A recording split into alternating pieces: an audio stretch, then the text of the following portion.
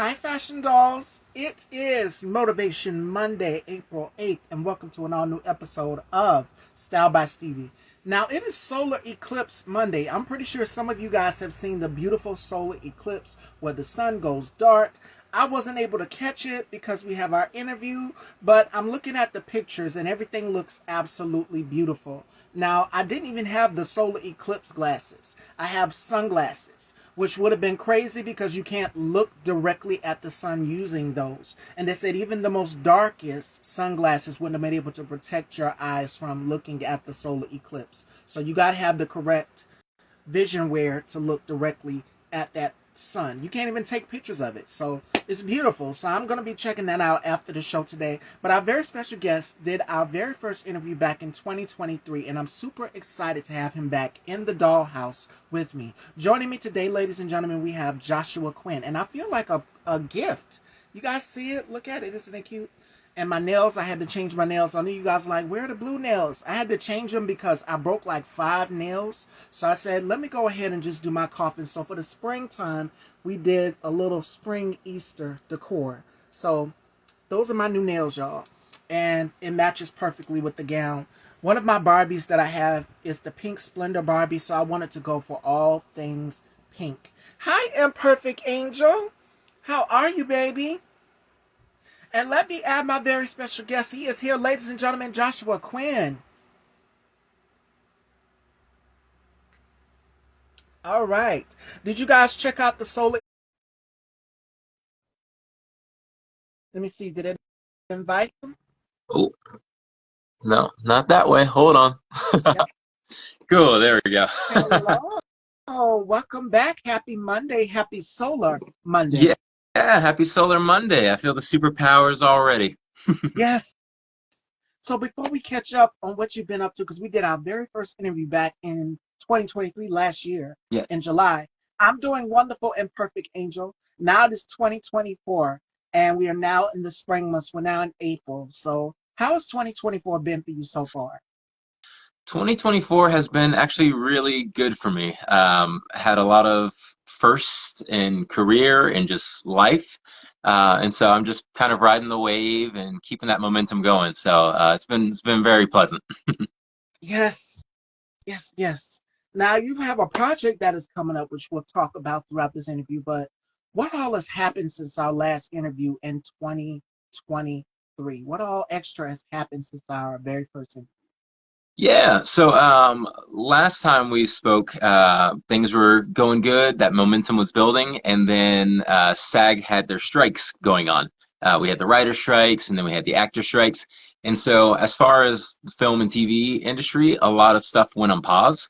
And so, it gave me time to just kind of focus on my own craft, start taking classes again, get back into theater, and that was very beneficial. So I did a lot more improv and a lot more theater during the second half of the year.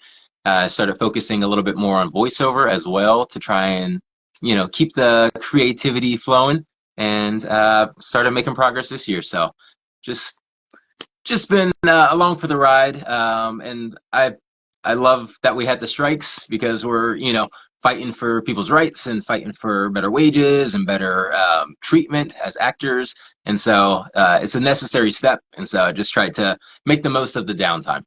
So, let me guess, because I'm looking at the comments. I'm trying to multitask here.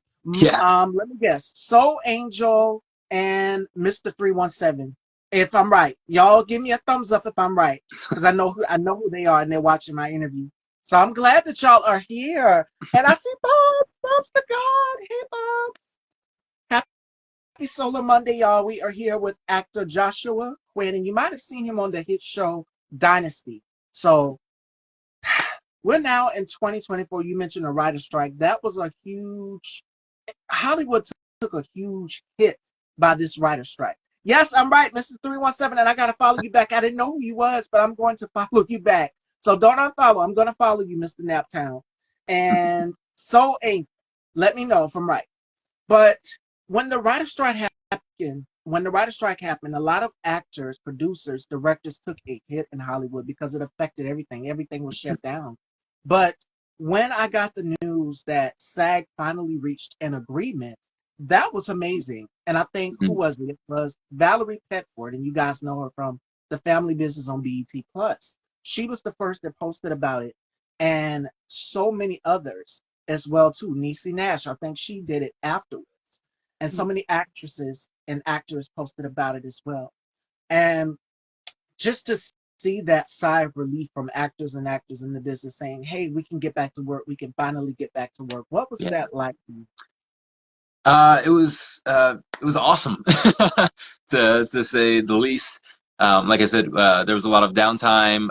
Auditions had pretty much, came to a halt, and I think after a few months, everybody was just itching to get back to working on projects, being creative, having their livelihood come back.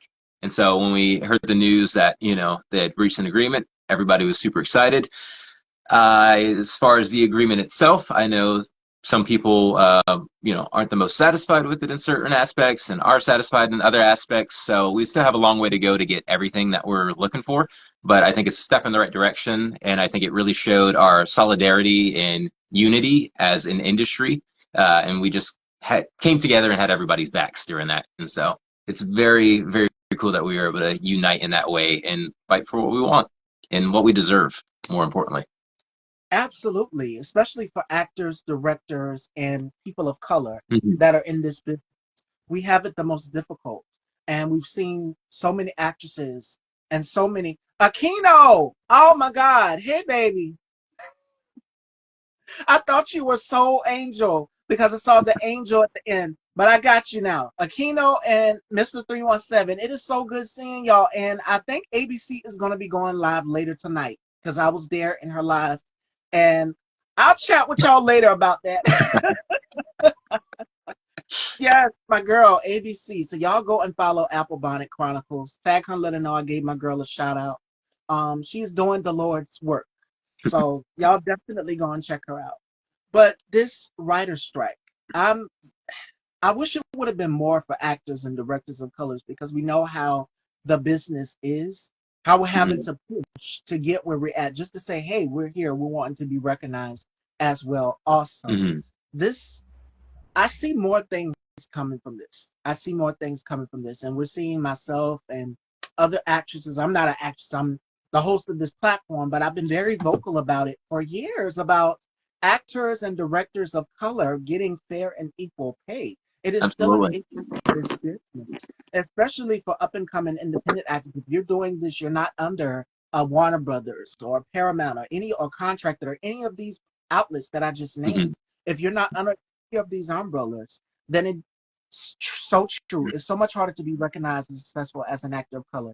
And even with some of these, I'm gonna go take it even further. Even with some of these institutions like the Oscars, did you guys Yeah. know the Oscars was this year? This year was award show season like crazy. Only three of those actors that won were actors of color. Yeah. That's sad. Mhm. It's groundbreaking, yes, to see someone who looks like us take home one of these awards. But these institutions, when I seen the NAACP Image Awards, I said, this is what representation looks like. And everybody got recognized. Even the cast from The Color Purple, from Fantasia to Mhm. Taraji to Danielle, all of them gave each other their flowers. And to see other people who look like us, all of the whole show, the whole brand just created a show that looks like people that look like Mhm. us. It's Mhm. amazing. But some of these institutions, like the Oscars and of course the Grammys, the let me go to that because I know you guys were going to ask my opinions on it.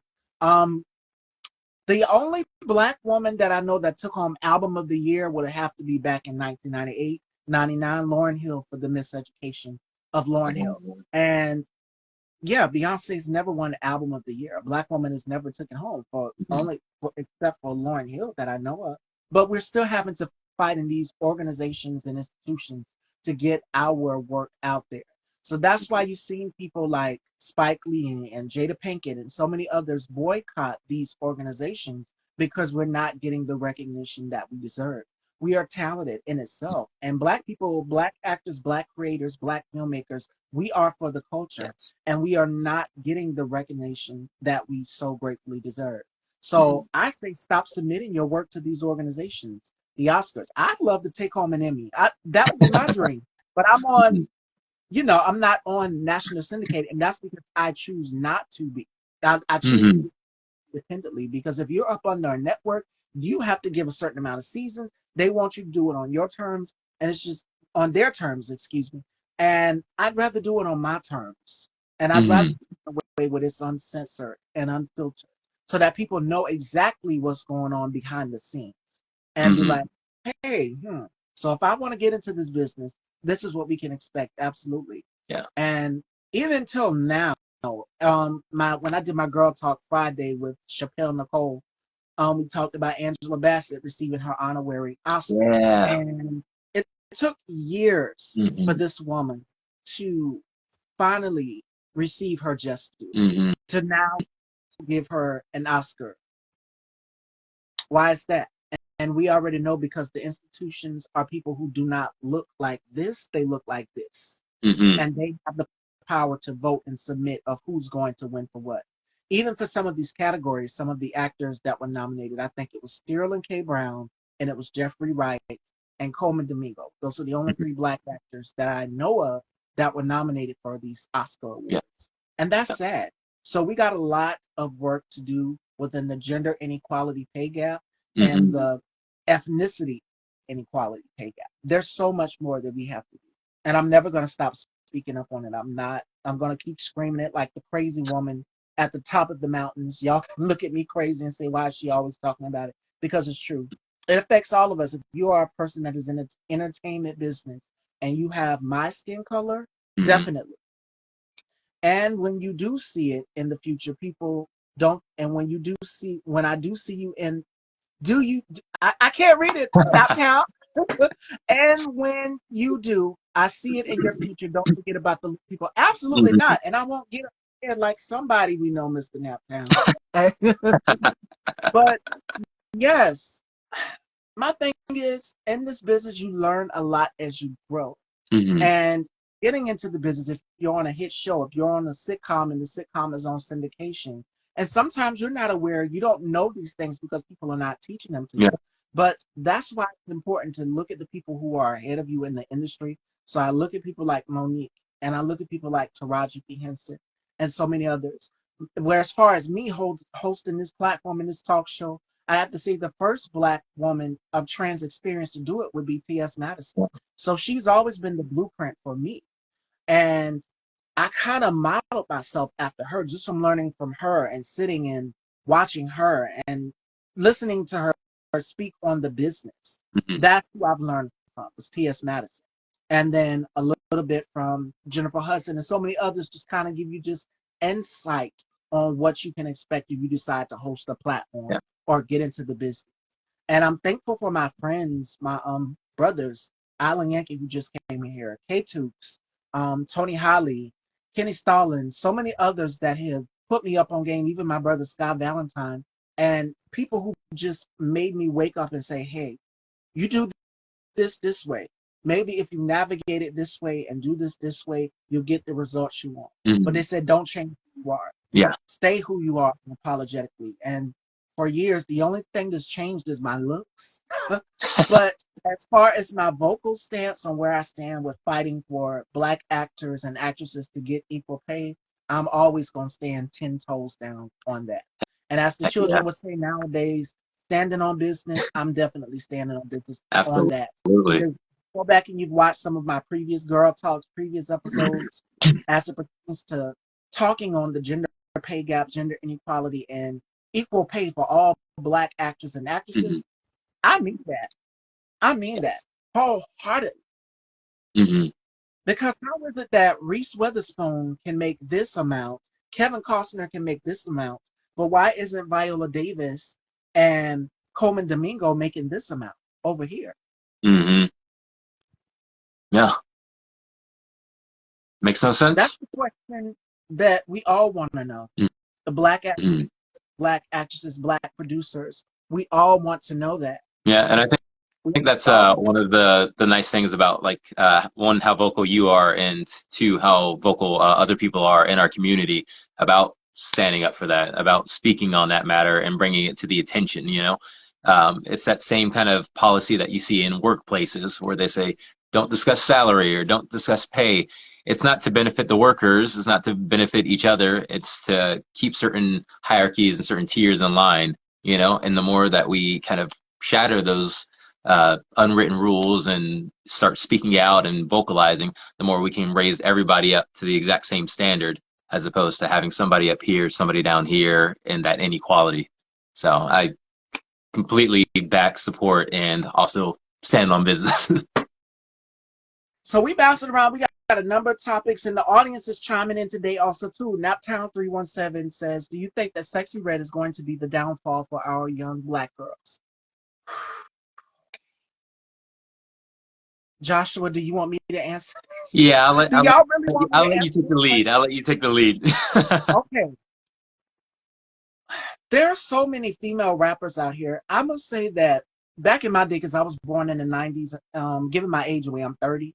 So when I first came up in the 90s, it was Lil Kim, it was Jackie O, it was Foxy Brown. Hmm. Uh, Way before you had these women that I just named, it was Millie Jackson, it was Pam Grier, even though she's an actress. These women, as it pertains to sexuality, owned it Hmm. unapologetically. But to see young girls look up to these people, uh, I don't think so. I don't think so. But it's what you choose your daughter. You let your daughters watch. It's Hmm. what you let them watch. It's what you let them take in. And children emulate everything they see. Just like I'm a big Michael Jackson fan. I love Michael Jackson. Can't say nothing wrong about the King of Pop. Can't say nothing wrong about Prince. I love Prince and I love Michael Jackson. I remember when I was younger, I used to get the glove. We all used to do that. So children are going to emulate what they see, but Hmm. it's all on what you let your children see. That's my thoughts on it. But as it pertains to Sexy Red, it's a way to be sexy. Like today, when I'm wearing today, the outfits people have been like they're very questionable that I've been wearing lately on the show. They've been very questionable because they've never seen. How can I say it? When I first started, I was a little bit of a tomboy. It was always, but I would still have a feminine touch. But now it's just full out couture, glam, goddess, as y'all would say. Yeah. Whereas me embracing my sensuality, embracing my sexuality, as you guys can see, I'm a very curvy woman, and I make no bits about it. But it's a way to be sexy, and you want to showcase the an image to young women where it's just like, okay, I don't have to do this or talk about this to be sexy. And another thing is we need to stop policing how women can be sexual, whereas we're in an industry where men can say whatever they want to say and do whatever they want to do, Yeah. and it's okay. Queen Latifah, Sister Soldier, Yo Yo, all the true icons. Yes, MC Light. I was out when a time when all of these women that Aquino just mentioned, they were all Hmm. out during that time. So it's just like you go into an ice cream shop, you're going to see so many different flavors of ice cream, and that's how I feel about female rappers. There's so many out here, from Lotto to Glorilla to Meg Thee Stallion.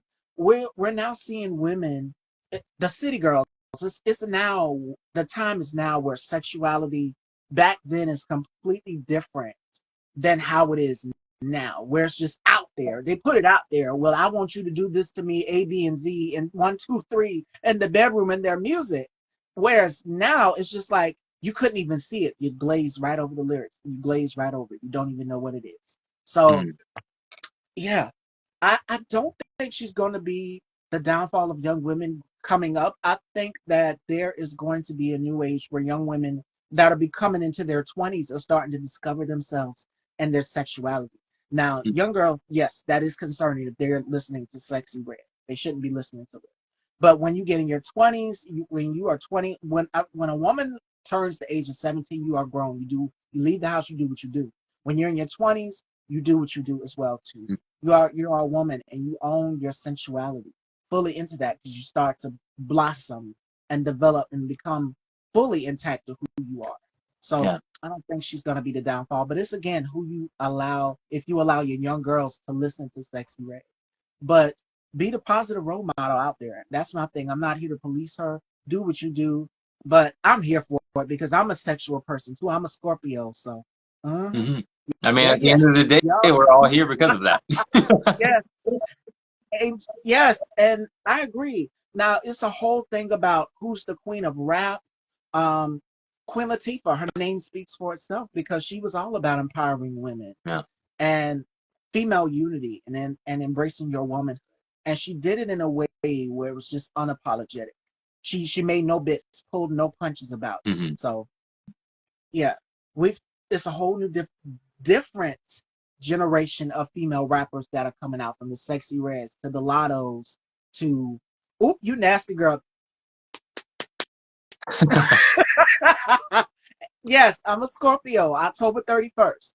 So yes, you kind of get it through the outfits, but I showcase my sexuality, but I don't showcase it. It's a way to do it. I do it in a way where it's sexy and classy. And I think Hmm. Beyonce would be the prime example of that. Yeah. So I kind of see it through some of the looks that I wear on the platform, but I do it in a way where it's just like, mm, you leave a lot to the imagination when you're fully clothed or whatever. And I tend to do that. I tend to leave a lot to the imagination, even as it pertains to my sexuality, my sensuality. And that's the beauty of being a woman, is just embracing it naturally, unapologetically. Yeah. And I do it in a way where it's In Vogue is another example. You guys remember In Vogue? They came Hmm. out, they had the red dresses and the black dresses, and I did an interview with Dawn Robinson of In Vogue. So I told her that, I said, you made women appreciate sensuality. And when they came out, it was black dresses. It was classy and sexy. So I sort of emulate these women here Hmm. on my platform through my style, and you see it. But it's a way to do it. It's a way to be sexy and classy. You can do it. You can be sexy and you can be classy at the same time. You don't have to take your clothes off necessarily. Now, am I opposed to doing a nude photo shoot? No, I'm not opposed to doing it because I'm in my 30s, and my thing is, you only live once. Hmm. So we've all experienced different phases of our life. And in this stage of my life, when I hit 30 years old, it's just like confidence. Whereas before I didn't have it, now I have it. So yeah, do what you do. Do your thing. Yeah. And Now, Joshua, yes. your thoughts on that comment.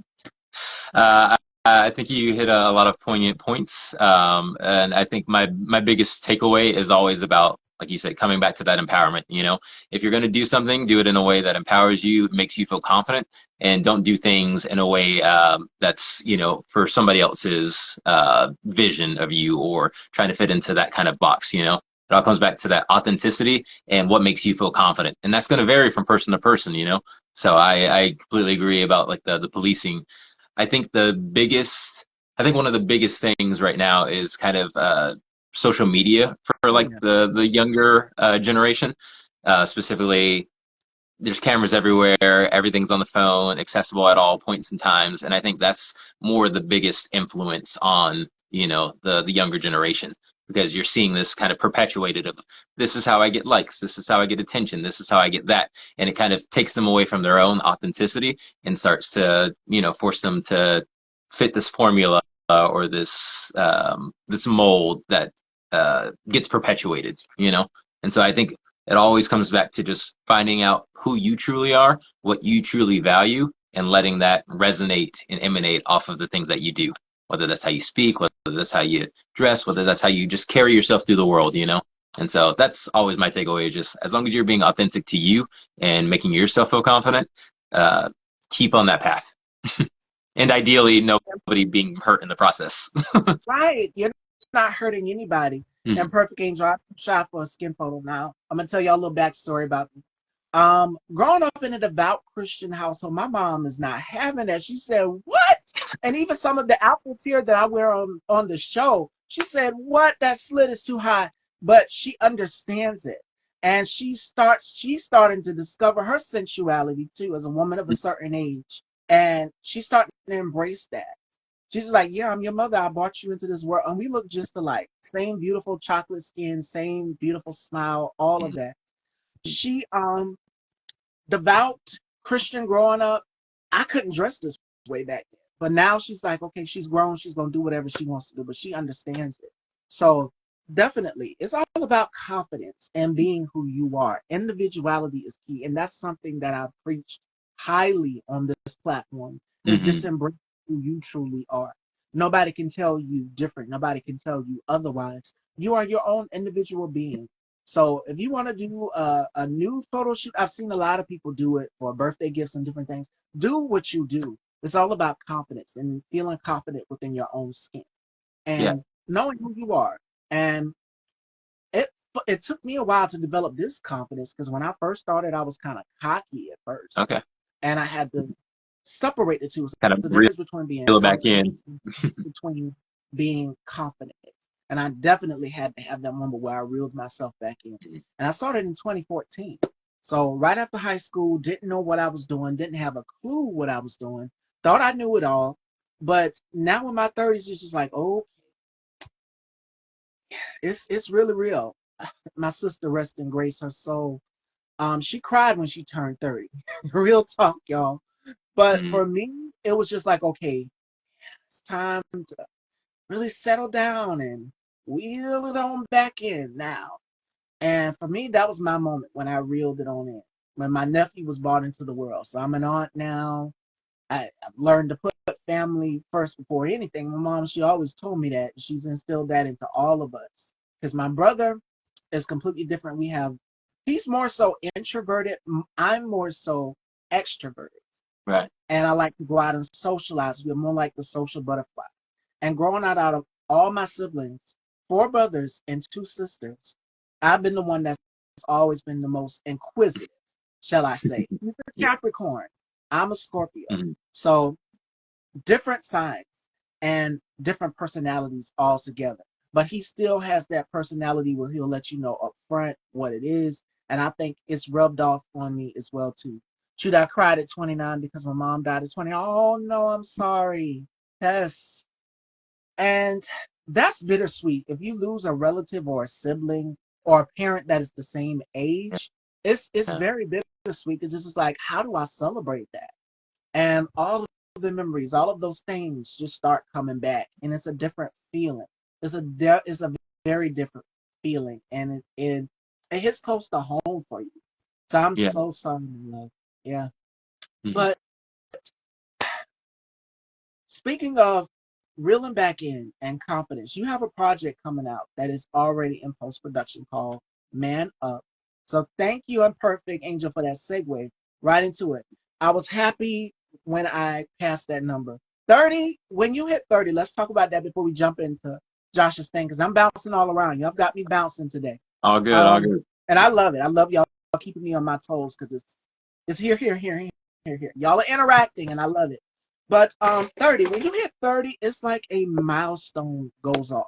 Hmm. It's like a light bulb goes off, like ding. Oh, wow, this is really real. Yeah, it's really real. And for me, when I hit 30 on my 30th birthday, and I was celebrated with you guys here on the gram, and we did a show together with my co-host Manny, for the platform Tet a Tat, ringing in my 30th. That right there was the moment for me. And then when I logged off, I'm just like, wow, I'm 30 years old. I can't believe it. I've gotten older. I didn't see any gray hair because I went and I always check the gray hairs and stuff in the mirror, but I didn't see any. So it's just like, wow, the years have been good to you. And they show on you, like the glow, everything. I haven't seen 30 in 11 years, but I'm 31 till I'm dying, till I'm going. Yeah. Listen, when you hit 30, it's a milestone for you. You see a different outlook on life. Things become a whole lot clearer and clarity. The number 30 for me, and I was reading somewhere that it symbolized that you are divinely protected. And I've Hmm. lost a lot of people in my life. I lost my sister, I lost a grandmother, I lost a cousin, and so forth and so on. And losing those people is just like you're divinely protected because in anything I do, I just took my class for cosmetology, continuing education, and passed it flying colors. I talked about it not too long ago. And Congratulations. that was a milestone. Thank you. That was a milestone for me right there to complete that. I sat through that class. I got my hours like it was nothing. I was the only person in that class virtually because we did it virtually, and then some people came in person. But I'm a Hmm. lot wiser and smarter. See what I'm saying? That's what it goes into when you turn 30. Things become clearer, they become brighter to you. And Yeah. it's just like the things that you used to do when you were like in your teen years versus, let's say, your 20s is completely different. And it's just like, okay, no longer insanity. We're not going to continue to keep doing the same thing over and over and expecting different Yeah. results. You are finally set in stone in what you want. It's set in stone what you're looking for. So 30 for me was that defining moment, right? And you Hmm. guys have seen the growth throughout the years. Like I said, I started right after high school, and that was in my teen years, 20s, and I would go back and watch some of my old stuff and see the transition from then to now, and I see the growth. And I'm pretty sure Aquino, this is 317, all of y'all that are watching can attest to that, going back and looking through some of your childhood photos. Or it's embarrassing when your parents now, when you're fully grown up and an adult, and your parents will pull out those baby pictures.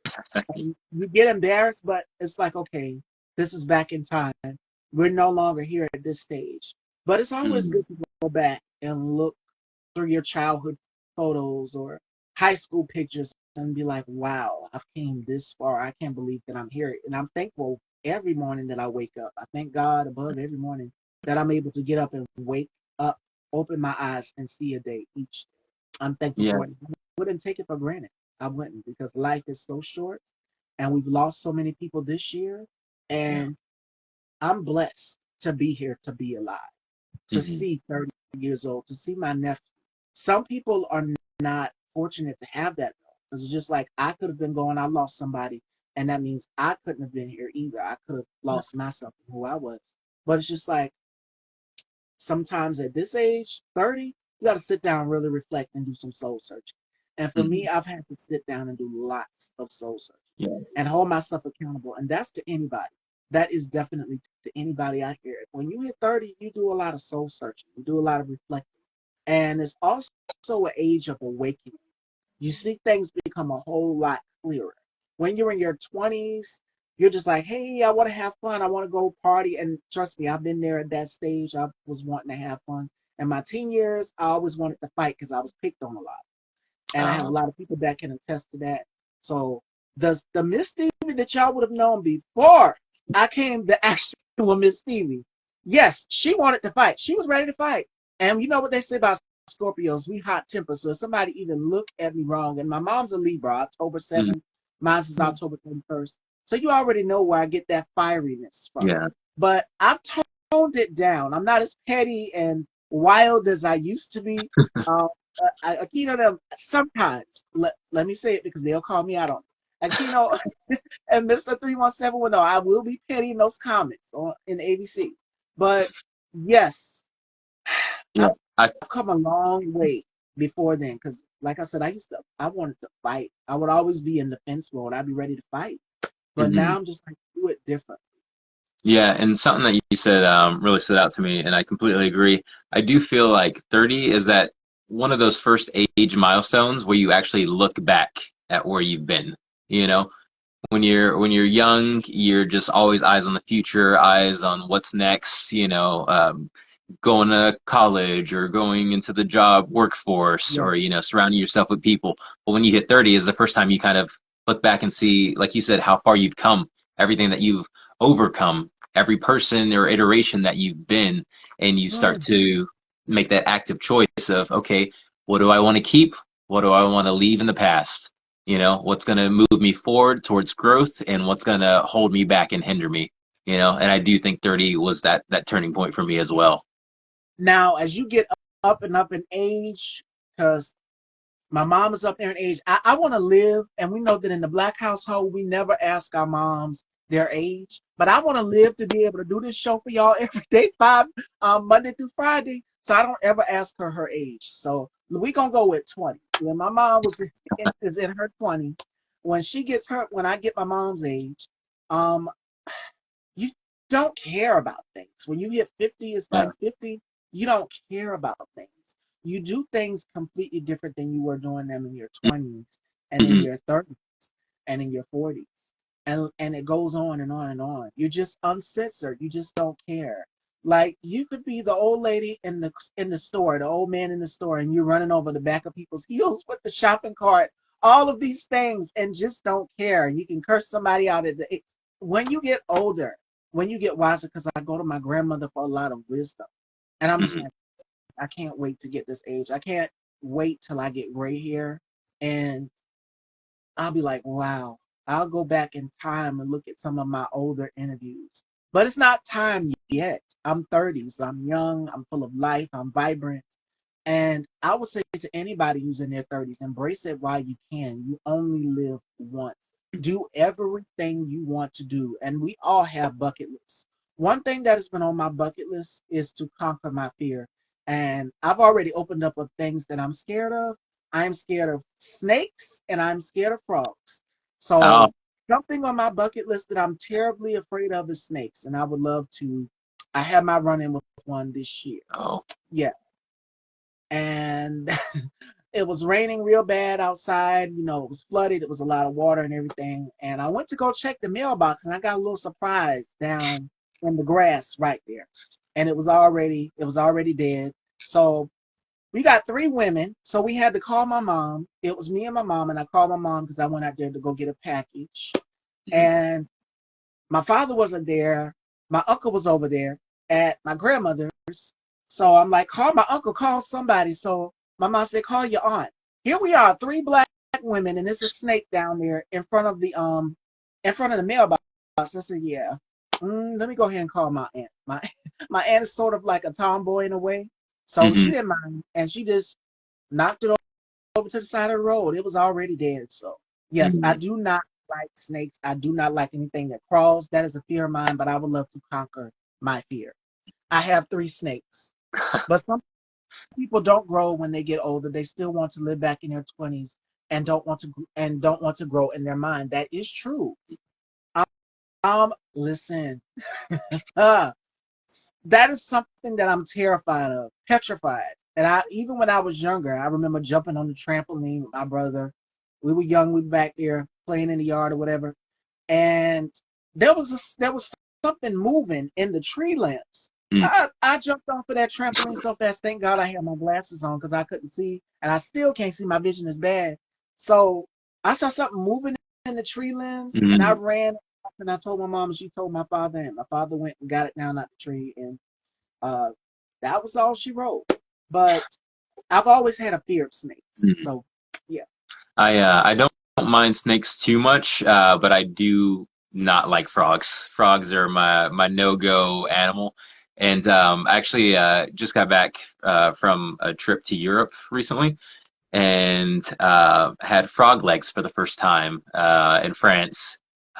So in a weird way, I kind of conquered that fear, but I didn't know it at the time, so I don't know if it counts. But yeah, I agree. There's certain creatures that just I think everybody has that. Everybody's allowed to have that one or two things that just like somebody else deal with this. This is not my problem, please. y'all saying spiders. Okay, Mm, spiders. Okay.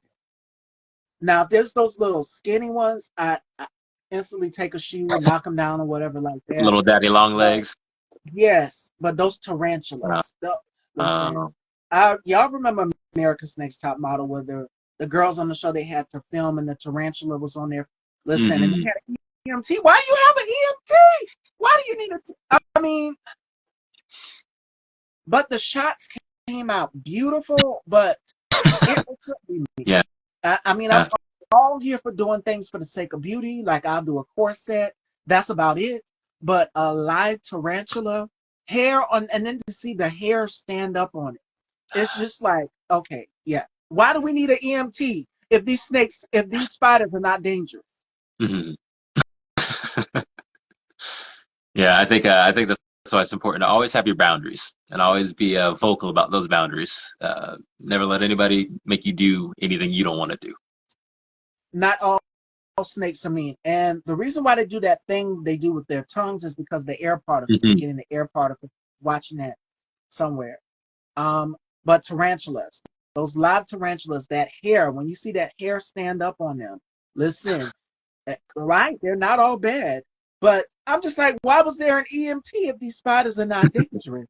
I guess if you bite, y'all heard of Kiss of the Spider Woman, it's Kiss of the Spider, so it's real. But animals, the only animals that I love is I love dogs, I love cats. Yes. But anything else outside of that, spiders, snakes, frogs. I've always had lizards too. I've always had a fear of them. So yeah, I mean, you have to conquer your fears sooner or later.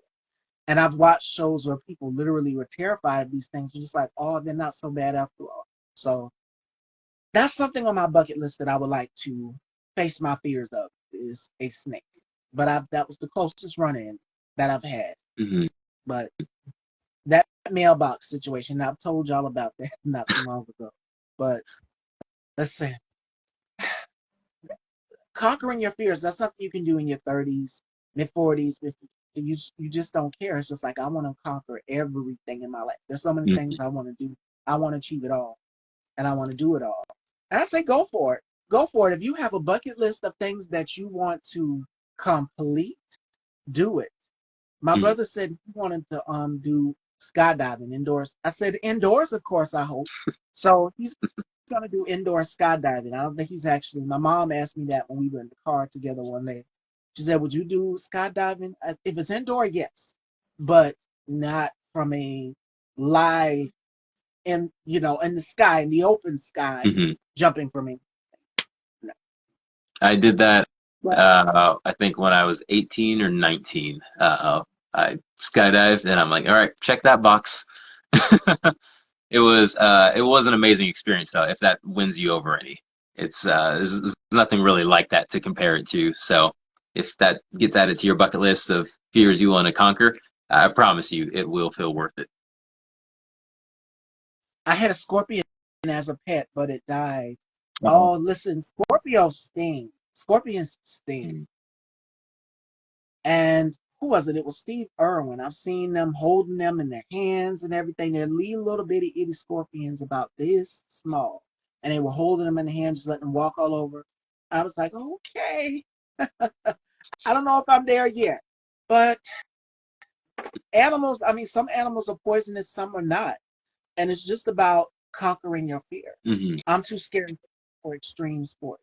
And I played soccer when I was younger, but anything extreme like hockey or wrestling, that's right up my brother's alley. He would do stuff like that. But Yeah. me, yeah, that was my tomboy stage. But as I became into my girly girl stage, it shifted. I went from playing soccer to let's just say playing with Chanel and Dior and Barbie. So a lot has changed throughout the year. Hmm. But what I play, with my nephew, I have a nephew now, so definitely going to be active chasing after him because when he learns to walk, boy, he's already sitting up on his own. But when he Oh. starts to walk, we're going to have a problem on our hands. He's already Hmm. sitting up, eyes wide open, and I saw him this weekend, and he's so heavy, he's gotten so big. But my goodness. If he starts to walk and he says, Auntie, I want to play sports, I gotta be right here at the games Yeah. rooting him on. Yeah. And my Yeah. brother and his girlfriend is gonna have a problem on their hands. So yeah. Well, congratulations on the new nephew. My sister and her wife just had their first child in December, and so I've got a brand new niece into the world as of December of last year. So Congratulations. thank you, Congratulations. thank And you. they are such a blessing. Mhm. Like he's already playing with his toys. He already knows what sit back means. My brother's girlfriend took a video of him and she sent it to my mom. And he's sitting up like this, how I'm sitting up right now. And she says, sit back, man. And he sits back, so he already knows. He Mhm. These babies are learning Quick, fast. They quick. already know. Three nephews, two is grown, and the other one is getting there. When he starts to walk, we're gonna have a problem on our hands. Y'all watched the episode of Tom and Jerry where the baby was crawling everywhere and couldn't keep up with him. That's what I'm afraid of. Because Hmm. I'm afraid if I turn my back in a second, in an instant, he's going to be already playing Fortnite. These babies are smart. They know everything. Yeah, So they keep you present though, and they keep you present. Like you said, he's you got to definitely eyes on going at to all keep me. times. He's definitely going to keep me and my mom on our toes, and Mhm. and my father too. Because he's already grown so big. The last time I seen him, he was like this. Now he's gotten so big. I mean, little legs, his little fists, and everything. When I saw him Saturday.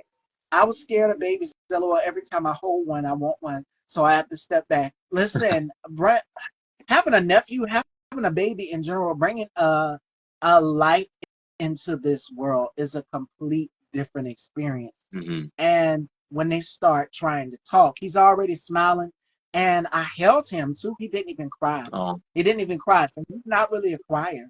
And I'm just like, wow, to be able to hold my nephew. He's not crying. He's looking around, and I showed him a picture of his father, my brother, on the picture, hmm. and he was looking right at that picture. He knew who it was on that picture, so he's very smart. Yeah, He's already catching on to it.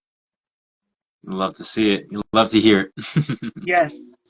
So that's just a little insight into my family and what we've been doing over the weekend. My brother and his girlfriend came down, and it was good to see them. I would have loved to see my little niece too. We have a Yorkie Mm, uh, poodle, toy poodle, and I brought her on the show with me, Coco, yeah. and I did a show with her. I have to find a picture because we took a picture together, and she was home. They left her home and they brought him down here to see us. So it was good. Everybody saw him. My aunt, my uncles, my cousins, they all saw him. Yes, I have four. I have passed three grown. One's, I don't want no more babies. Listen. And my brother's girlfriend said the same thing. She said my mom asked her, she said, "Do you want another one?" She said, "No." Because she in her pregnancy stage, we was there to witness it all. She had certain cravings and Mm, everything, so we was there to witness it all. And at first, I couldn't really see it, and I'm sitting here hugging her like I would normally hug a person, and I yeah. couldn't tell her stomach until I saw it. I was like, okay, she's dressed all in black, and I couldn't really tell. And she really started to show when she started to wear clothes that had color in them. But the black, I could not tell at all, honestly, y'all. So charge it to my heart. But when my mom said, yes, she's expecting, she has certain cravings, I'm just like, yep, she's Mhm. getting there. She didn't Yeah. crave the pickles, but she craved, what did my father give her? Cheesecake. She loved cheesecake. Oh, Strawberry cheesecake and red velvet cake. Those were things that she craved those are throughout her pregnancy. understandable cravings, though. You can't go wrong with dessert. And what else? Jamaican food. She liked Jamaican food too. Mm, She is from the New York area. So those are some of the things that she craved. Nothing spicy, because most women, I know my mom's best friend that she went to school with craved spicy things when she was pregnant. A lot of cornstarch, a lot of things that had a lot of high blood in it. mhm. But her pregnancy was different. She liked things that were sweet. Cheesecake, red velvet cake. One of my babies passed when he was 3. Oh, I'm sorry, Mr. 317. And that's a hard thing too, is losing a child and not having him here, having to continue on. I had a close friend lose a baby. And that is a pain that is unbearable that nobody wants to feel, the Yeah. unimaginable. So my heart goes to 317. I'm sorry that happened. But listen, there there's always a blessing in disguise. When there's darkness, there's always a blessing. And I look at it because my brother said he's gonna move, he's gonna do his own thing, and he went into the military. Now he's got his own family. So it's so crazy to see the person that I grew up with, who I've held as a baby, now have his own baby. Hmm. So crazy. Feels Um, surreal. 16. Wow. And that trauma, that pain of losing a baby is going to stick with you years and years to come. So my heart goes to you and your family, Mr. 317, because that's a hard kind of pain. And I've had friends who've lost babies as well too, miscarried or lost babies, and that's a hard kind of pain. That pain is stuck with you forever. When you see other people with their children, it's just like, what could have been? All of these memories start to run through your mind. What could have been if the baby was still, and watching them walk, take their first steps, and say their first words. All of these things start running through your mind. So I know the pain of it. And my mom, those are things that you like to cherish also too. Even though they're harsh, painful memories, looking at the baby's shoes for anybody, looking at little things, cherish them. I have a friend, she lost her baby girl, and it was a definite hard pill to swallow, Yeah. to grips it, going to the gravesite and everything. So My heart goes to anybody who's lost a child. I feel the same way about my nephews and cousins. I help raise to see them grow. Yes, and I'm gonna touch on that, Aquino. We all over the place. We just conversating, but listen, even my classmates, they're married, they're engaged. I'm not married. I'm not engaged. I don't have children. But I run into them in the store and they're holding the kids' arms. They're shopping for them, buying them toys and stuff and saying, come on. And I say, hey, girl, hey, how you doing? I was like, you got a baby now? We went to school. So it's like a whole nother universe. People that you've seen and went to school with, your classmates that you Hmm. graduated with, to see them as parents. It's like, wait a minute, are we in the Twilight Zone? What universe are we in right now? We went to school together and we were both young at the time, and now you're a parent. So to see them all grown up in a different light and a different mindset is completely different. And it baffles me all the time. But cherish those things, cherish those little things. Yeah. I think it's just, like you said, very important to just appreciate every moment, because not every moment is given, not every moment is guaranteed. Like you said a few moments ago, just waking up is a blessing to be grateful for Oh, yeah. because not everybody woke up today, you know? And so it's just finding those moments, cherishing those moments because you don't know how long the people around you are going to be here and you don't know how long you're going to be here. So Absolutely. it's finding that joy, finding those silver linings. Um, yeah. Now, you have a project coming out called Man Up, and you play the character of Ty. I know you can't give a whole lot away, but what can we expect from this project?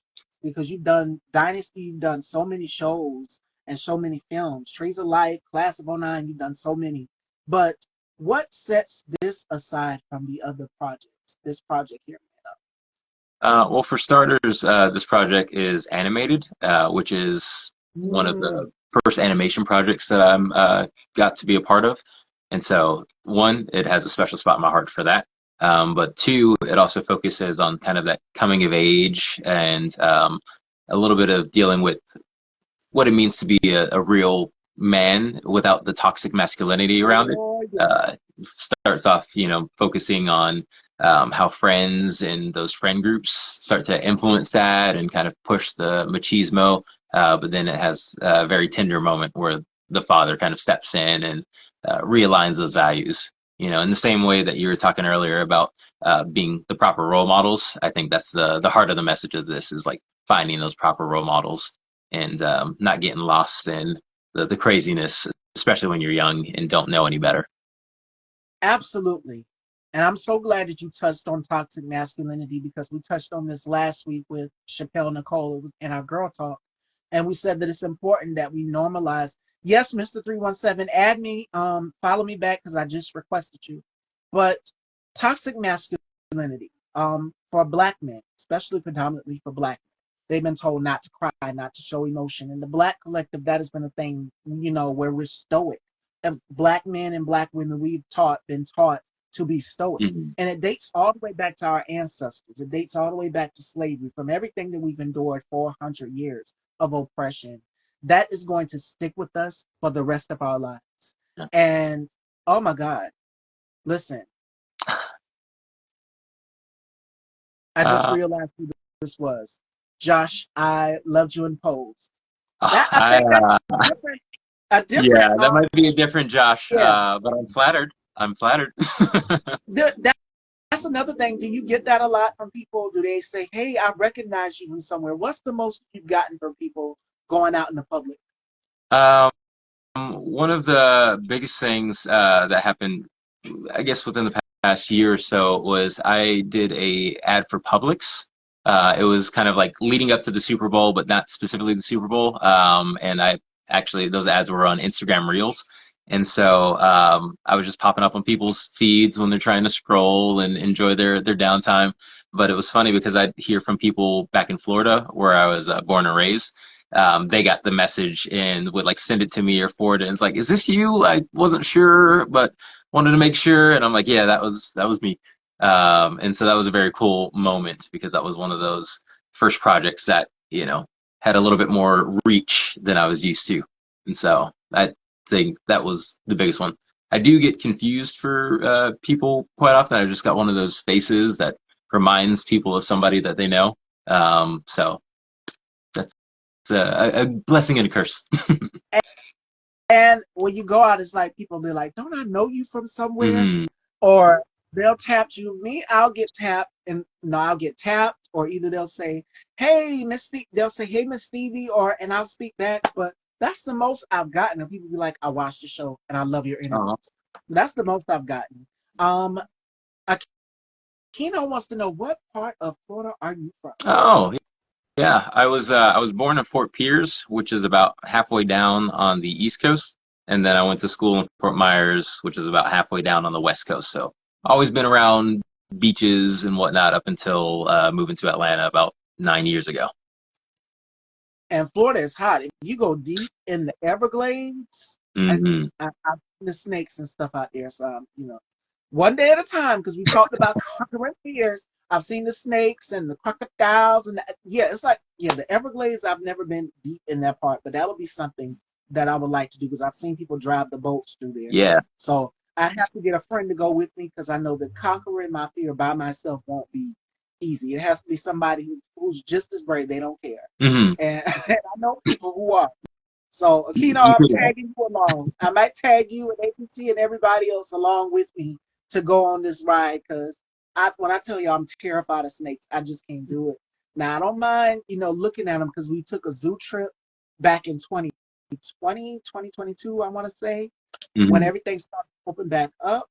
And that was an eye-opening experience to see different animals and their element in the cages behind the glass, of course. Yeah. See, I would That's. say boo, LOL, but you from the south of Florida.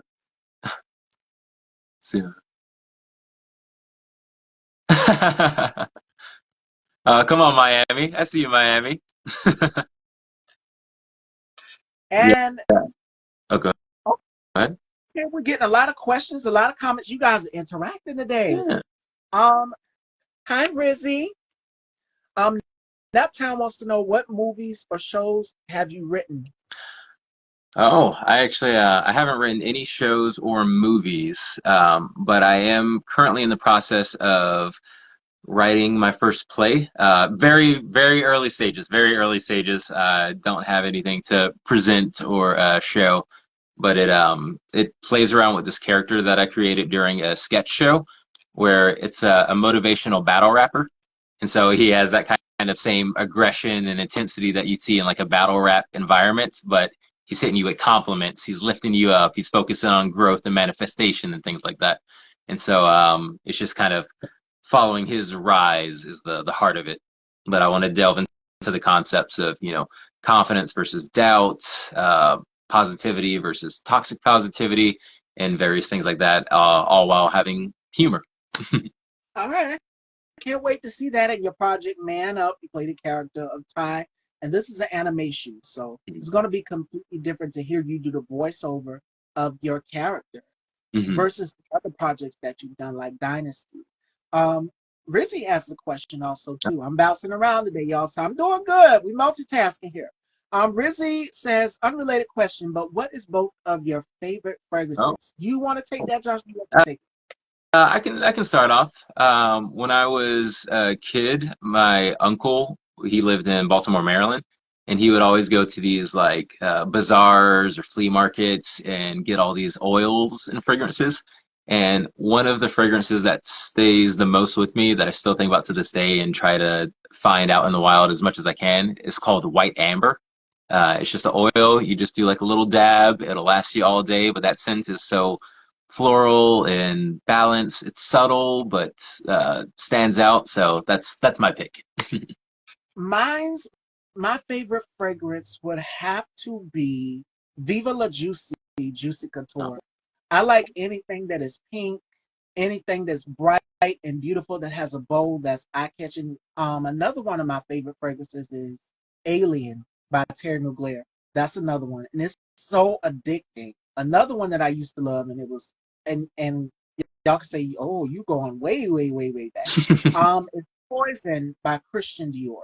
okay. It's just like when a woman instantly walks into a room, it's like an aphrodisiac. It's like it Mm. wings you in like, what is she wearing? If not that Armani code, I love fragrances that linger, that leave Yeah. like a little bit of mystery in the air. That's like a pheromone. It attracts you, it draws you in. Mm. So those are some of my top favorites. Another one of my favorite would have to be Victoria's Secret Bombshell, and you instantly know it.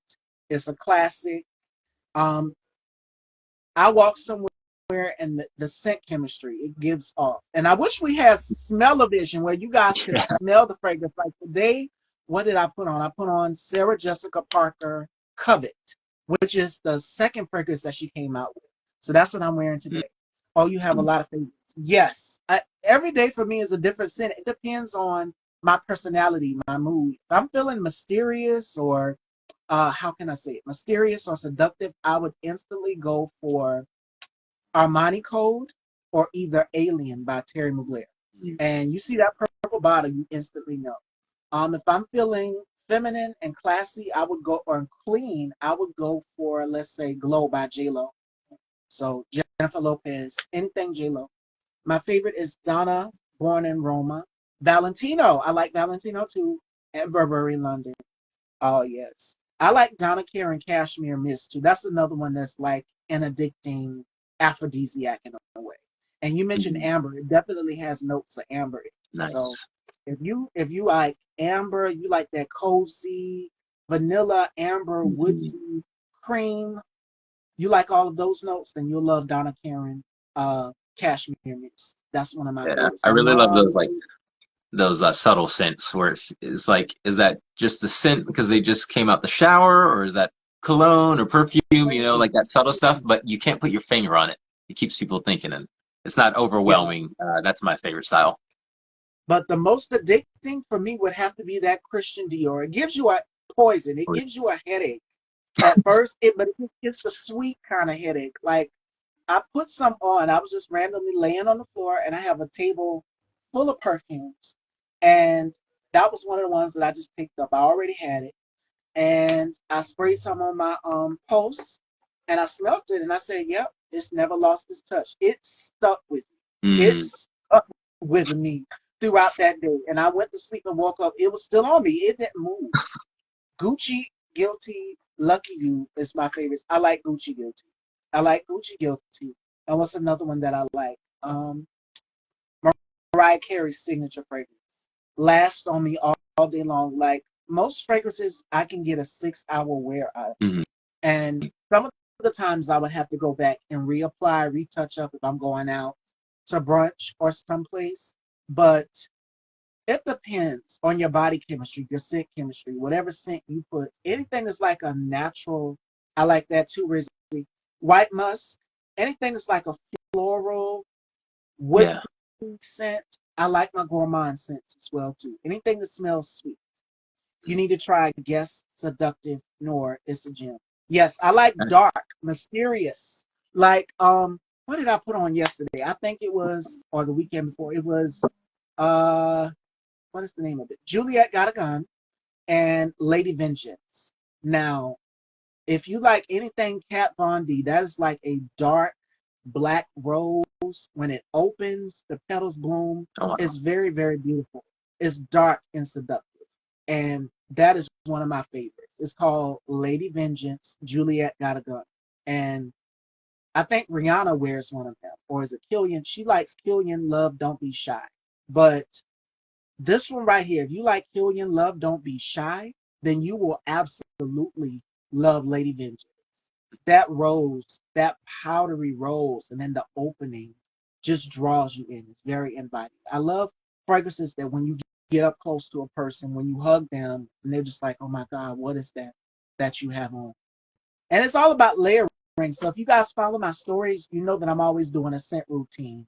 And this Sarah Jessica Parker, the way that I sprayed it today, like I went crazy spraying hair everywhere, it's not going anywhere. Even when I wake up, it's still gonna be on. You're gonna get a good 6 hour wear out of Mhm. it. I like M by Mariah Carey and Paris Hilton. Now Paris Hilton's is very juicy, very seductive. I have a couple of fragrances from Paris on my vanity. I have her very first one. Scentbird is my favorite place to shop. Yes, scent is so strong when it comes to memory. And you're just like, where do I know this scent from? Sorry about Where that. do I know this scent from? Where did I get this scent from? Hmm. Where's this scent coming from? It draws you in. It's Hmm. inviting. I like scents like that. But I also like the ones that are not too powerful where it's just like Fever Jimmy Choo. I have that one too. That one right there, I get a good, let's say maybe 3 hour wear out of it. It doesn't last on me. Some fragrances don't last on me. I've had to wind up giving some to my mom, like one from Sarah Jessica Parker called Born Love You. And my mama walk out the house. What did she put on today? Because I gave her a sample of some things. Um, it was an Estee Lauder fragrance. And I'm just like, how does that last on you, but not on me? Everybody's scent chemistry is different when you put Yeah. on a fragrance. And it's just, it lingers. It's good on you. Everybody's body chemistry or scent chemistry is different. It's not going to be the same. OMG, who is this handsome person? This is Joshua Quinn, Shay Shay. Welcome to the show. Thank you for the kind Hi, Liz. word, Shay Shay. Yes, and we were talking about his new project, Man Up, but we just segue into fragrances because let me see. Yeah. Rizzy started a conversation on fragrances. Hi, Shay Shay. Scentbird tells you what's in the bottle, so you also make your own scent. That's what I love about Scentbird is that they allow you to customize scents to your personality. Hi, Liz. Shout outs to Liz Music in the New York area. Beautiful, talented. You guys go and check her out. We are talking fragrances right now before we close out this interview. We were talking on Joshua's project, Man Up. So we just bouncing all over the place. So this Hmm. is a good show today. Conversation all around. We touched on a number of things from turning 30 to fragrances. You're the one from BBW. Oh, yes. In the red bottle, yes. You can't go wrong. You're the one is if you like gourmands, you're the one from Bath and Body Works. So true, because what smells good on me won't smell good on my coworker. Yeah, and everybody's scent chemistry. Everybody's scent chemistry is different. You are so welcome, Liz. You are so welcome. And I like scents that linger, that bring people in, that invite you, like come here. Hmm. And that Lady Regents will do it. Poison Christian Dior will do it because when you walk past somebody, you instantly, if you get to them close enough, you'll smell it. You'll Yeah, smell I that. feel I feel like one of the best ways to find new scents and fragrances too is just when you're out in the wild. Maybe you smell it from somebody, at the mall or walking by and just asking them, because like you said, it's when that scent catches you and you're kind of hooked. That's what you want. It's Addicted. one thing to check it inside of a place, it's another to like smell it on somebody while they're just going about their day. So that's usually how I get my recommendations. It's just the scent and then the ask. My mom's fragrance collection is growing. I've had to wind up giving her certain fragrances because they just don't last on me. Some even for Victoria's Secret, I would purchase a lot of scents from them. I know the one that really lasts on me is Endless Love. And y'all remember Endless Love. If not Endless Love, then Strawberries and Champagne. Ooh. Those are two of my favorites that any woman can wear and it'll last on them. Another one that I used to wear all the time is Amber Romance. So those are a few of my favorites from Victoria's Secret that I will wear and instantly get compliments. So I get a lot of compliments when I go out and I put on a certain fragrance. It depends on which one because people's nose is different. It's just like, wow, oh my God, what does she have on? What is she wearing today? Mhm. Even when I go around family, I ran into my cousin in the store and she's just like, you smell so good. Bare Vanilla, I've had to go back and reapply on several parts of the day. I've had to go back and reapply. So, but I have that one. Velvet Petals, I haven't tried that one yet. I have to try it. Victoria's Secret has changed so much as far as their scents. I know one that I really, really love and admire because I am a woman of mystery. I love to leave people wandering. Scandalous by Victoria's Secret. That is one of my Mm. favorites. And if you see that black bottle with that flower shaped atomizer on the top, you know exactly what I'm talking about. My two favorite are Vera Wang, and Marc Jacobs Daisy and Victoria's Secret. I have Dream Angel. I love anything that has like a whipped cream scent, and it's Yeah. very creamy. So if you like a cream musk, that one will do it. I'm looking at it now in my vanity. If only I could grab the bottle. If my arms were long enough to reach. Because I have a couple of fragrances sitting up there where I get ready. But that is one of my favorites too. So I have a couple. I have a couple. I love them all, but I can't just choose one. So it's like asking a mom to choose her favorite children. But if I had to go with one, I would go with Alien Mugler because that goes so well with my body chemistry. Mm. And instantly. Oh, and butt naked oil. Oh, Joshua was just talking about the oils yeah. and the musk. I like oils too. I love oils. Hmm. And body butters. I love, do not show me any body butters. Tree Hut body butters are my go-to. Um, today's body, well, today what I'm wearing all over because I'm wearing something off the shoulder is like a body oil. So that's why my skin looks so luminescent because of that body oil. I've kind of done away with lotions and things and just kind of stuck with the body oils and the body butters. But sometimes I'll do lotion, but it depends. It depends. But today I just did a gel body oil, Vaseline, and that's on my skin all over. Back, everything. If you're wearing something, that is the time. This is the time to wear something. It's the spring season. So if you're wearing things like that, then I would suggest definitely oils, butters. It's like, oh my God, it's like being covered. And how can I say it? In souffle. In souffle. You know, souffle is very soft, a very soft, decadent dessert. Hmm. So yeah, if you like body butters and oils, this is the time to indulge in. I love it. But we covered everything, Fashion Dolls. And man up, the project will be coming out pretty soon, post production. So I'm excited for that, Josh. What else can people expect in the year 2024? If anybody lives in the Atlanta, Georgia area, I actually work for improv theater called Dad's Garage Theater Company. And we have just started a brand new group which focuses on all black improvisers called Blackground. And we do sort of a mini variety show where we get another black artist with just a different talent. Maybe they're a comedian, maybe they do violin, just kind of showcasing black excellence. We put that at the first half of the show, and then we end the show by picking a movie and improvising all of the scenes of the black characters that weren't in that movie or were in that movie but didn't get the screen time. And so it's a very fun project, and we are starting a monthly show. Our next one will be Wednesday, the last Wednesday of this month. I think it's the 24th. So 8 o'clock, Dad's Garage, Wednesday, Black Ground. Check it out. You won't regret it. All right, Fashion Dolls. Do we have any questions for Joshua before we wrap up? We're going to do, while you guys are typing, I'm going to do the final thought of the day. And today's final thought of the day comes from the queen of rock and roll. May she rest in grace, Tina Turner. She says, I believe that if you'll just stand up and go, life will open up for you. Something that just motivates you to keep moving. And that is from the queen of rock and roll herself, Tina Turner. So from this final thought of the day, I want to tell people to keep going, keep moving. It can get tough. Trust me, you're going to have obstacles in the way, but the key thing is to keep going. This year for me has been the most amazing year because when I started season 18 of Style by Stevie, I thought that it was going to be a train wreck. I didn't think that people were going to watch. I didn't think people were going to engage. But you guys came in and y'all surprised me. Y'all showed out and showed up.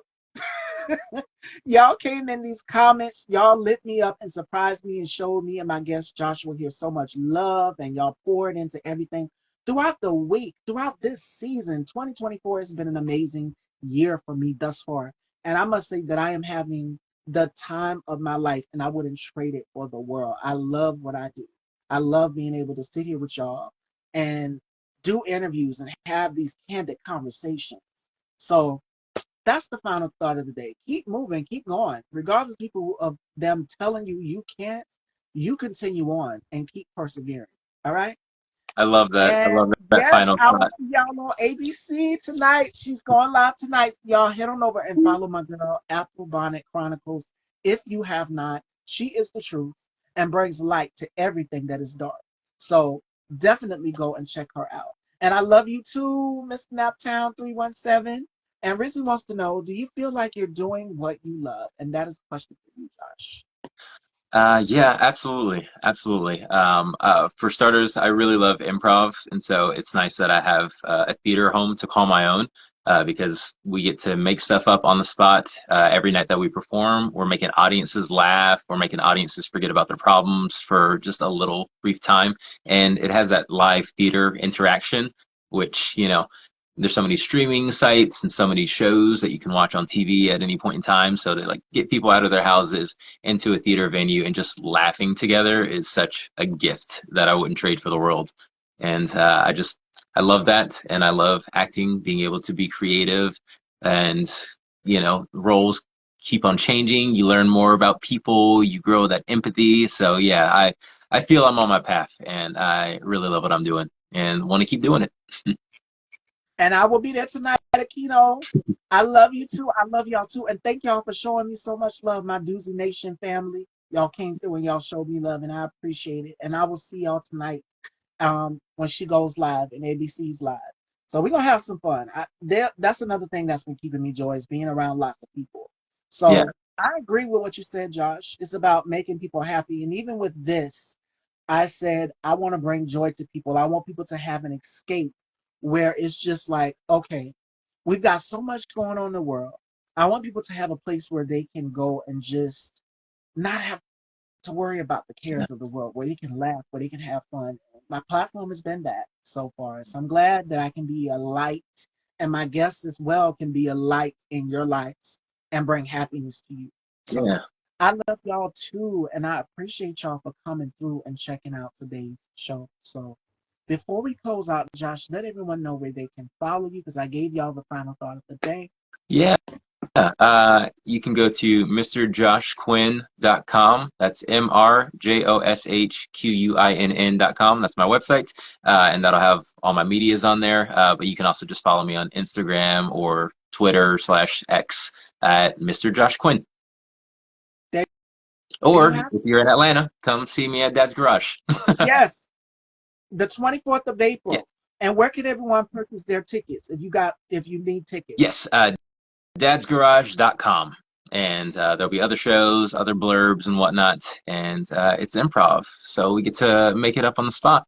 It'll never exist before, and it'll never exist after that moment. So got to check it out. There you have it, Fashion Dolls. Joining me tomorrow, we have Eric Swindle will be joining me. We want to have a great week this week. The lineup is already pinned, so you guys can check and see who's all coming on this week. And Joshua, always a pleasure checking in with you. This was great catching up with you in the new year. Yeah, thank you so much for having me back, and thank you for that final thought from Tina. I completely agree. Keep moving forward. You can fail and still succeed, but you can't succeed if you quit. So Absolutely. keep So going. you guys remember that, and I love you all. And y'all be sure to check out the replay. It will be here up on IGTV.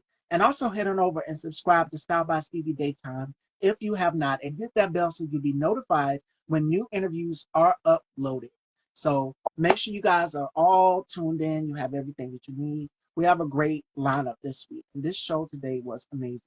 Take care, Josh, and thanks for stopping by. You as Sorry well. for the identity, Aquino. And I can't wait to chat with y'all tonight in ABC's Live. We are going to have so much fun. So I love y'all, and y'all take care and have a fabulous Monday. If you took pictures of the solar eclipse, please let me see them. Post them if you posted them. But I love you all, and I will see you guys tomorrow, Fashion Dolls. Take care, everyone. Take care. Thanks for having me. You too.